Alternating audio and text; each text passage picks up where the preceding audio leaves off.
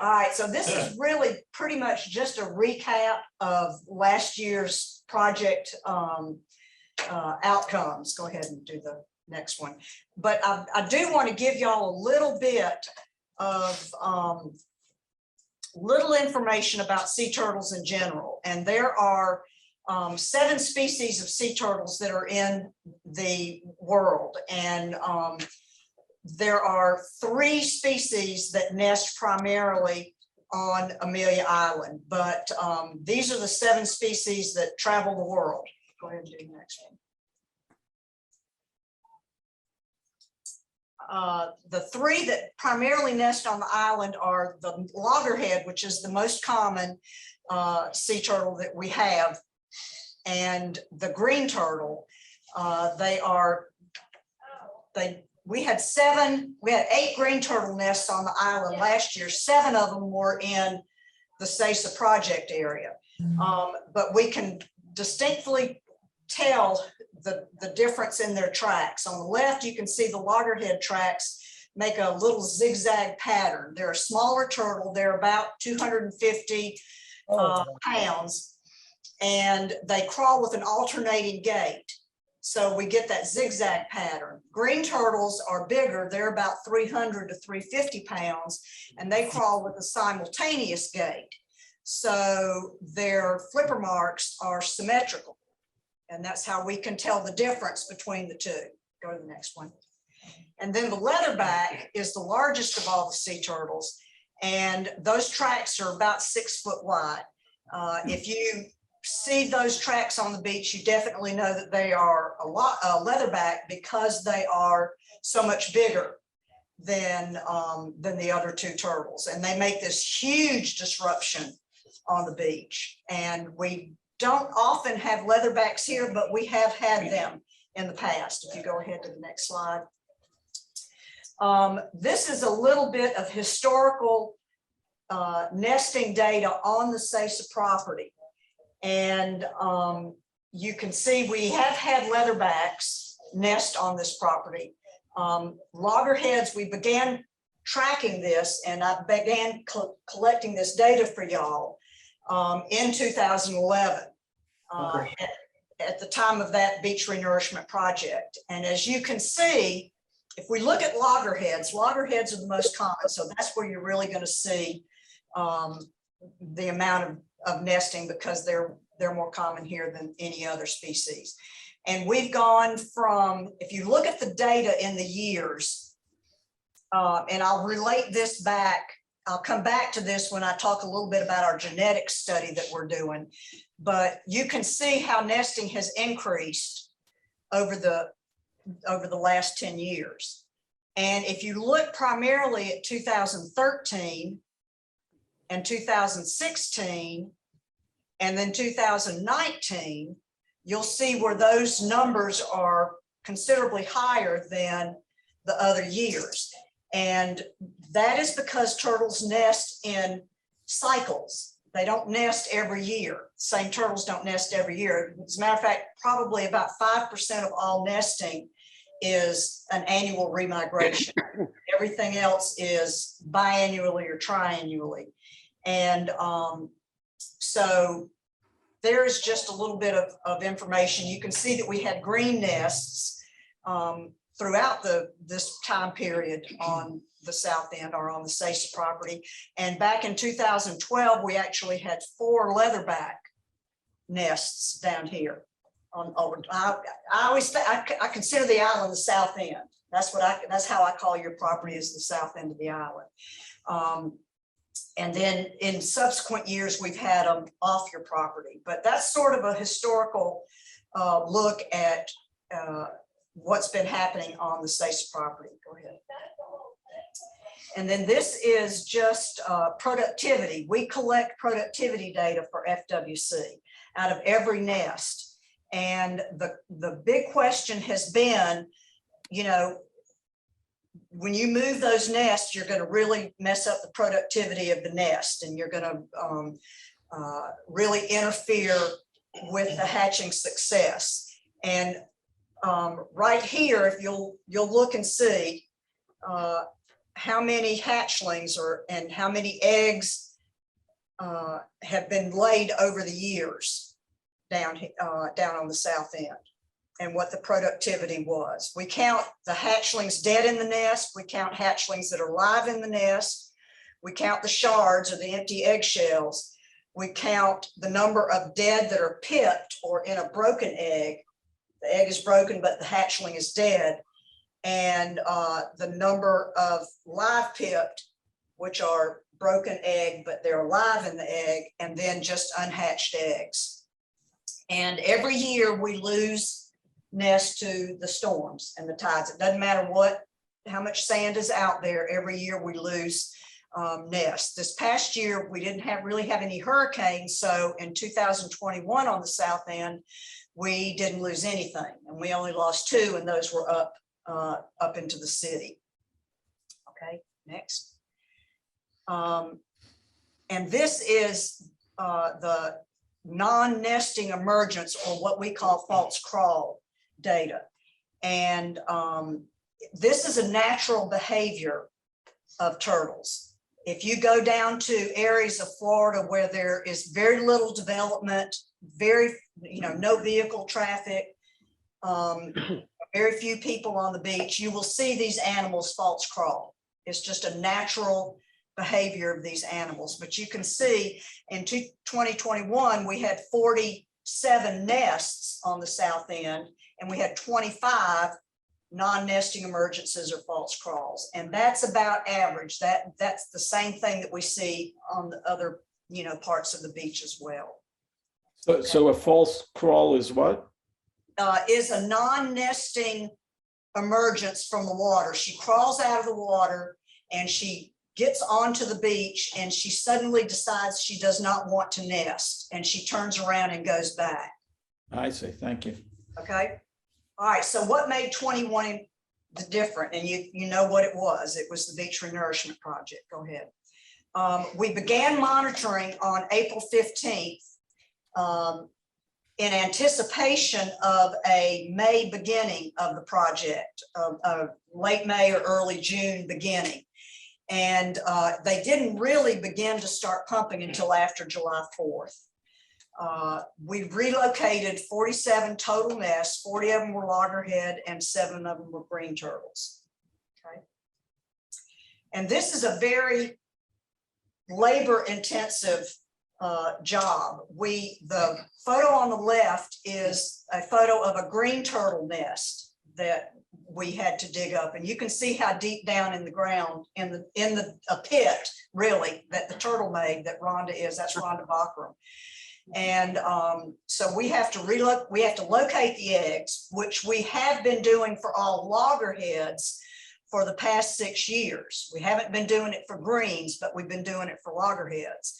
And we've been collecting an egg for genetic research, and I'll show that at the very end of the presentation. But to get the greens out, it was really, really laborious. And I was hoping and praying that we did not have a leatherback nest, because we would have had everybody out there digging, because they're so huge and their eggs are so hard to find.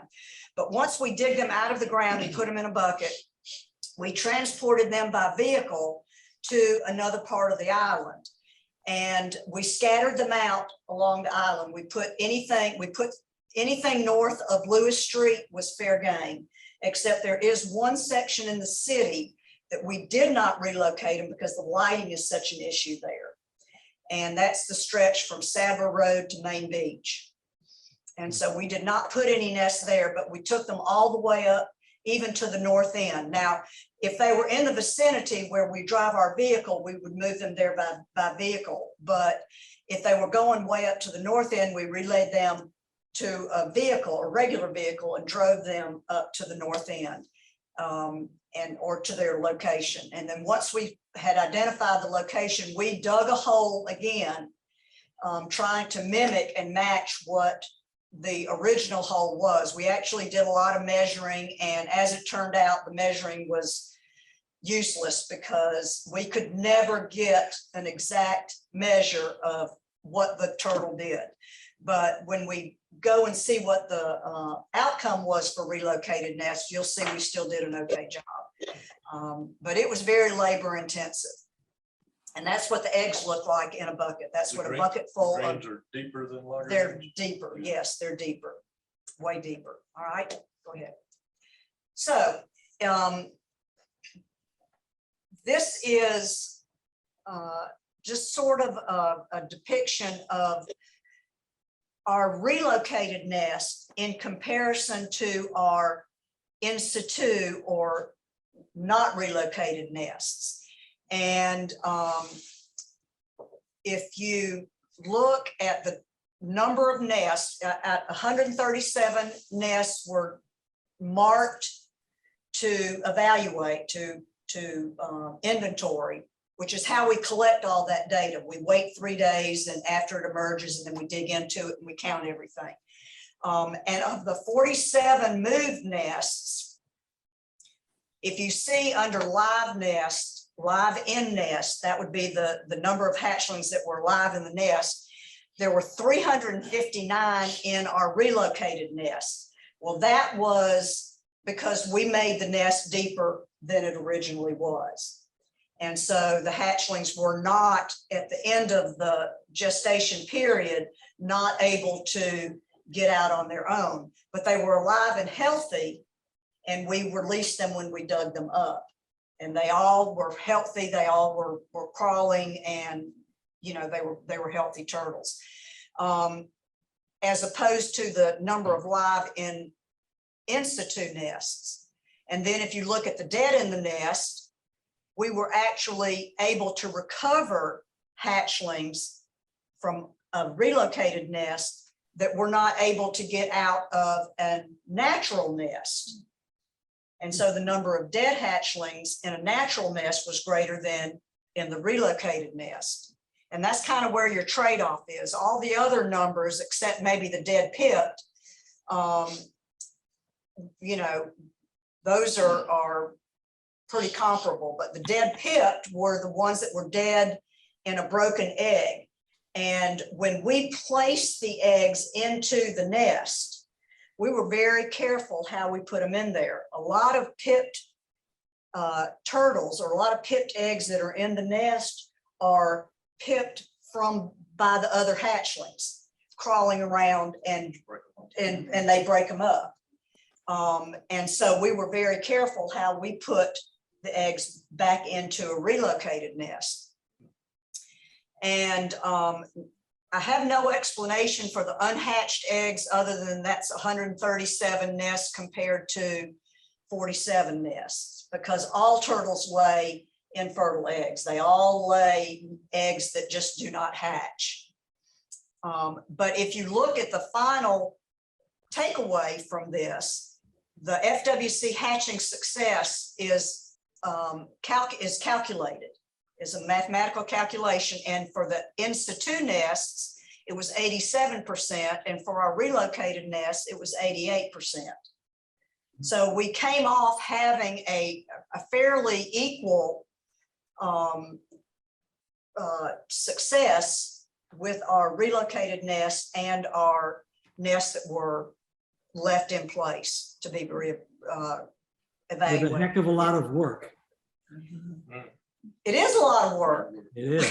All right, you can do the next one. If anybody doesn't have any questions about this. So Mary, really, back to that slide, your survival rate on moved nests is higher when you look at that 74 dead in nests versus, I don't have the numbers back up in front of me, but by a factor of 25% higher, because you had only 74 dead in nests with 47 nests versus 298 with 137 nests. So that's about 3 times more nests in the in situ. However, the death rate was at least 4 times more in situ than in moved nests. So you improved the survival rate by 33%, if my math is right. Right. Now, also when we relocated the nests, we did not relocate them out on open beach. And we had several periods of king tides and high tides this Okay. past summer. So the dead in the nest Could have been. could also be from washovers, numerous washovers. And that's something that's some data that we collect for FWC as well. So our nests, when we relocated them, we put them in a very safe location at the toe of the dunes, wherever we relocated them. And I don't recall any relocated nests getting washed over. So How did you know when to go back to dig them up? I noticed you dug up a lot of live ones, so you had to have kept track of it in some way. we do. We wait. FWC directs us to wait 3 days after the primary emergence, or if there is no emergence, we must wait 70 days. So when some of these nests that did not hatch at 70 days, we went into them at 70 days. And that's when we found a lot of hatchlings. And then we began, those were primarily at the beginning of the season. And so after that, with the relocated nest, we allowed them to incubate a little bit longer at 72 and 73 days, and they ended up coming out on their own. But Now, can that's I our protocol. Mary, do you actually go put them in the ocean, or do you make them crawl to the ocean? We make them crawl. We release them. We don't let them crawl from the nest, but we release them far enough away from the tide line that they have the opportunity to imprint, which is that's part of our protocol from FWC. We do that with every nest, not just the relocated So ones. they know to come back to this place to breed again. Correct. Yeah. Correct. Or in this vicinity. Yeah. Okay. People ask us all the time, where do they nest on the island? Well, they nest everywhere on the island. They go from all the way down to in the Talbot Island State Park. This does not represent any nests that were in the state park. This is all the property from the state park boundary north to the Fort Clinch boundary. And this slide comes from our genetic program that we participate in, and we plot everything on a map and with our coordinates, and then it shows us where on the island all the nests are. But they're pretty much everywhere. They're all over the island. Okay. And as I said, we collect one loggerhead egg from every nest, and we have been doing it for the past 6 years. And when we collect that egg, we break the eggshell open and dispose of the contents. We clean the shell off, we put it in some preservative, and we send them throughout the summer over a period of time to a geneticist at the University of Georgia. And he is collecting mitochondria DNA data. So he is able to identify the female that laid the particular egg that we send to them.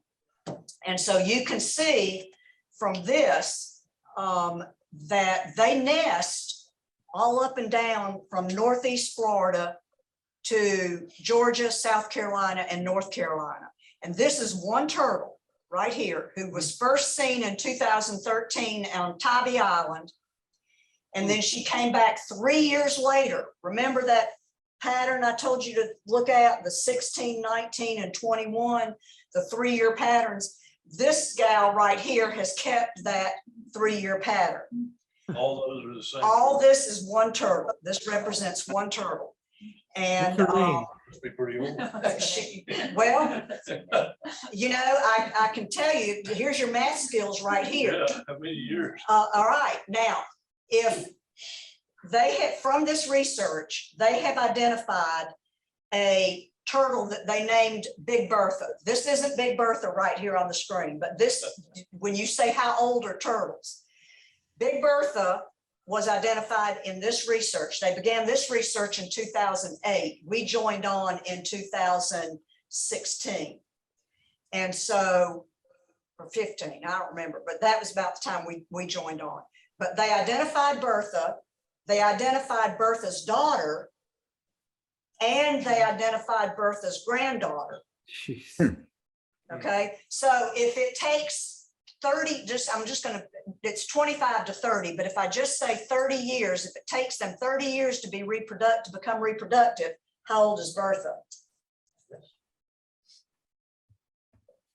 How old is 100 years Bertha? old. 90 years old, Yeah, 90 years old. maybe more. Okay, so the research that we're in, and you can see they sort of come back to the same general area. This gal only nested on Amelia in 2021. And all the rest of the time she was up north of us. Does that mean that she nested 4 times in 2021? It does. Yeah. So that's she good. went in and laid eggs 4 times at everywhere from Sea Island to Amelia. Correct. And if you look at the time frame, it's anywhere from 12 to 14 days, 12 to 15 days. And she does that at approximate 2-week intervals. And we had a turtle that nested on Amelia Island one time, and then they spotted her 17 days later in North Carolina. Yeah. In the Outer Banks of North Carolina. So she took her 17 days to get from here to North Carolina to nest again. Do these turtles mate? I mean, I'm sorry to ask this question, but as a scientist, I'm kind of interested. Do they mate for life, or do they mix up genetics? No, they're kind of promiscuous. They're very promiscuous. Female turtles are very, very promiscuous. Playing the field. And busy. one female turtle can hold sperm. So one of these nests, the Tybee Island nest, could represent numerous males, numerous fathers. Mm. So they are very, very promiscuous animals. Mary, Okay. Mary, Yes. what do the entries mean that are listed as 0 eggs? Like Hilton Head and St. Catherine's in 21. I don't know. I don't know what that means. I don't know what that means. I would think that it would mean that it was not productive, that she laid there and then probably washed away. So they were not able to count the number of eggs, because all this comes from our inventory data. I see. Gotcha. That's what I would bet. When do you take the egg? When do you collect the egg? And on the front end, when we identify the nest on the day it's laid, that's when we collect that. We do it then, and then we mark the nest off. So if you go to the next slide, here's another one that nested in 21. She nested 5 times, just once on Amelia Island, but she went back and forth up to the Golden Isles. We share a lot of turtles with Cumberland. We share a lot of turtles with Cumberland. I just picked out for this to show you how far they actually go. We have had turtles that have nested nowhere except Amelia Island. They have not. They have no history anywhere else. Only Amelia Island. So go ahead, and I think this might be the last one. And this one is a 2018. She waited 3 years to come back in 21. And where you see it says possible nest, there's a 27-day gap in there, which would be 2 weeks from the nest above it and 2 weeks from the nest behind it. I would bet that that's a Fort Clinch nest, because Fort Clinch does not participate in this research. They do not collect an egg. So on many of the turtles that nest only on Amelia Island, we'll have these gaps where it says possible nest. And I'm betting that it was in Fort Clinch, and that they just didn't collect the egg. Why don't they? They just don't want to. He just doesn't want to participate in this. So, but anyway, you can see, sort of gives you an idea of what we're looking at with our genetics research. Go ahead. Just out of curiosity, if no eggs were found or laid, how were they able to get the DNA to match it to that turtle?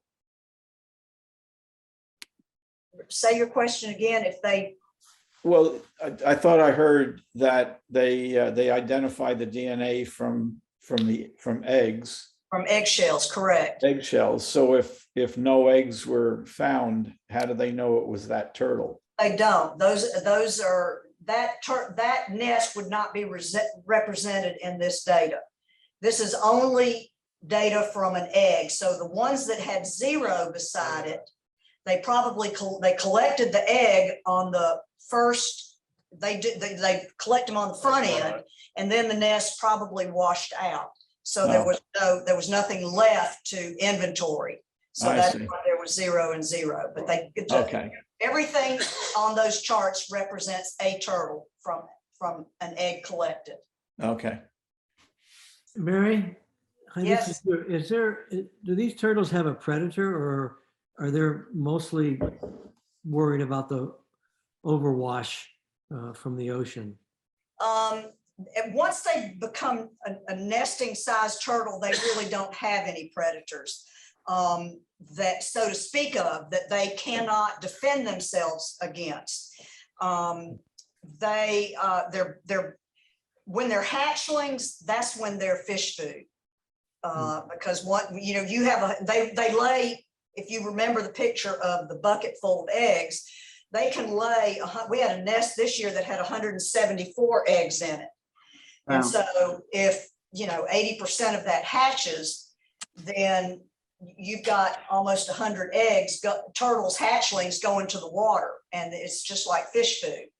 The offshore fishermen will collect catch grouper and redfish and cut them open, and there's just hatchlings inside. Oh my But goodness. that's the biggest time of predation. If they make it to the Gulf Stream where they live in the rafts of seaweed, if they make it there, they'll live to be about plate size in a year. And How long does then it take them to get there? about 36 hours, 24 to 36 hours, they will swim with what's known as an infantile frenzy. And if they can make it past the fish and make it out there, about 1%, 1 to 3% survive to adulthood. Wow. What about the eggs themselves? Are they subject to predators on land? In wild areas and parks, yes, they are. Raccoons and coyotes are big predators. We have, every now and then we'll have ants get into a nest, but they don't destroy the whole nest. A raccoon will get in it and dig up everything, and they'll dig everything out. I know on Talbot property and on Fort Clinch property, they do have problems with raccoons. And on Fort Clinch, they screen their nests. They put a 2-inch mesh screen over their nests at Fort Clinch to keep predators out. Uh-huh. But we don't have that problem in the county and the city, the unincorporated beach and the city beach, because there are so many people that are out on the beach at night. And I mean, all hours of the night. Normal people go to bed at a reasonable hour and sleep during the night, but there's some crazy folks around here that are on the beach all night long. So we've had dogs dig into, people let their dogs out to run on the beach, and we've had a dog, dig into a nest a time or two, but Possums. Wow. That's great data, Mary. So the thing I didn't realize is I thought when they imprinted, they really came back to the same beach. But in fact, you tell me that even in one season, the one lady turtle will go up, as far as Sapelo Island and have 4 or 5 or 6 or 7 nests, and maybe several on Amelia too. So that's good in that, even if we make a mistake, here. So our 40 on SAISSA is kind of minuscule compared to the activity of these prolific female turtles, that's which true. makes you feel good, I think. So it's good to know your percentage of success. Yeah. Good. That is the biggest objection to relocating nests, and is the success rate. And we, like I said, we were very careful in how we did it and where we put them. But it is very labor intensive. So the next 10 years, when y'all do this, there's gonna be someone else sitting in this chair. It's not gonna be me. Maybe someone else here too. Yeah, you won't be talking to these people. That's right. Mary, thank you so much. That was really enlightening, Okay, extremely interesting. all right. Is there anything that we could Thank you do, very much, Mary. Drew, thing we should be doing differently? I'll tell you, one of the biggest problems that we have on this island is lighting and holes. Digging holes on the beach. I wish I'd have put some slides in here of the holes that we have found on the beach. It is unbelievable. People don't think about that. They don't, they really don't believe it. But those, just sending that word out, you know, to property owners and to the hotel and things like that, you know, dim your light, don't use white flashlights on the beach at night, and fill your holes. And that's the biggest issue that we have. Why don't we put signs along the dunes? Why, you know, we have signs that say stay off the dunes, but we don't have any signs that say don't dig holes, you know, because of turtles, don't dig holes, you know, dim your lights, or, you know, whatever it is. How come the county doesn't do that? I don't know, you know, the county's pretty sticky about the signs, and you have to have a lot of permission to put stuff out, you know, signs on the beach there. You know, I don't know that you want those kind of signs. It really needs to be more systemic within the, you know, Knowledge, within education. just systemic from the bottom up, you know, from your guys that are putting chairs out in front of the Omni, or rental property or whatever, you know, that's where it really needs to go from, you know. So we put need an something up. educational aspect here. There you go. Yeah. That's right. Does, Mary, does driving on the beach kill these turtles? 'Cause you Well, see I'll evidence- tell you, I was never so glad. I thought I had died and gone to heaven when the county took vehicles off the beach at night. Because we had lots of disorientation in that area. We had lots of nests run over upper wherever the vehicles were.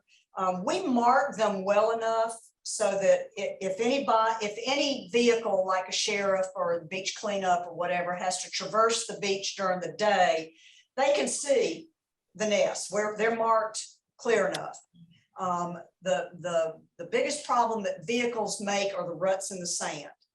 And I've tried to work with the sheriff. I mean, I understand the sheriff's department, and I understand their trucks are big and their tires are big and they're going to leave big ruts. But driving on the wet sand is far better than, you know, in the intertidal zone. Now, I'm not saying drive in the water, but east of the most recent high tide line is the best place to drive instead of up on the soft sand. But do you see a big problem like south of the sanctuary, where, you know, there are a million people on the weekends out fishing, and there are 100 trucks every day out there and driving? Like I said, our nests are marked well in those areas. So we have not had, and I can't speak for Talbot, but we have not had any nests run over down on the very south end, south of the sanctuary, on that property down there. Again, it's the ruts that are the biggest, you know, problems. But all of our nests down there have been successful. You know, they've had good inventory. When we observed the tracks from the emergence, they've all gone straight to the water. So lighting is not a problem from vehicles down there. So, which is good. Well, thank you, Mary. Really. Great. Okay. Thank you so much. All right. And thank you for your volunteerism and all the people that Yes, work sir. with Yeah. you. Mary and all the people that work for are all volunteers. That's correct. And like Mary's husband was volunteer for a while. Son, both of you. Yeah. volunteers for a while. I understand you get up pretty early in the morning though, Mary, to fulfill your responsibility. No, that's way before most of y'all get up, I'm sure. I can see them down there. That's right, that's right. Civil twilight. We know you're there. That's right, we're there.